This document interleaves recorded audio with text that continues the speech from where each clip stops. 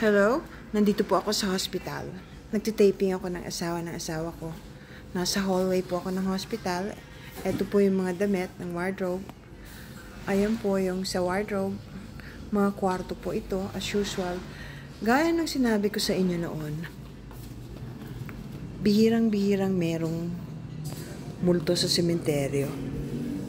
Marami pong multo dito. Kanina, nakakita na naman ako. Yun ang dahilan kung ba't ayaw ko ng hospital. Kita ninyo yan? Ayan. Nakita ninyo ba? Yung taong nakatayo. Siyempre, hindi nyo nakikita. Ako lang nakakita eh. Marami pong multo ang hospitals. Dito po may morgue. Maraming dahilan kung bakit mas maraming multo ang hospital kaysa sa haunted house. Dito po maraming mga namamatay na hindi natutubos at maraming namamatay na dahil sa aksidente o biglaan na hindi nila alam na patay na sila.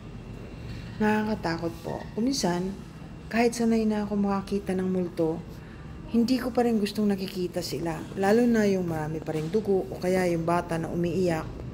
Nandito po ako ngayon eh. O ayun, nandun. May nakatayo doon sa may exit.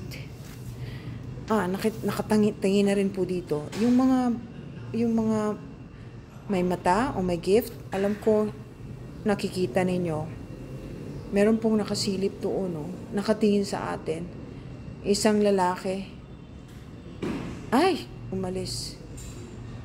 Ay, basta po, eto, nandito ako sa taping. Para lang malaman ninyo na hindi totoong palaging may kaluluwa o mga naka-standby na kaluluwa sa sementeryo. Hindi po totoo. Bihira yon. Ngayong araw ng patay, maraming magpupunta kasi maraming dumadalaw. Ang maraming kaluluwa palagi ay hospital. Kahit itanong nyo po yan dun sa mga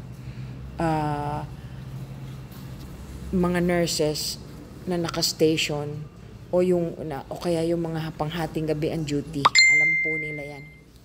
Basta, sige po. God bless. FYI lang. Yung ayaw maniwala, okay lang. Pero alam ko, ayan na naman siya. Sige po.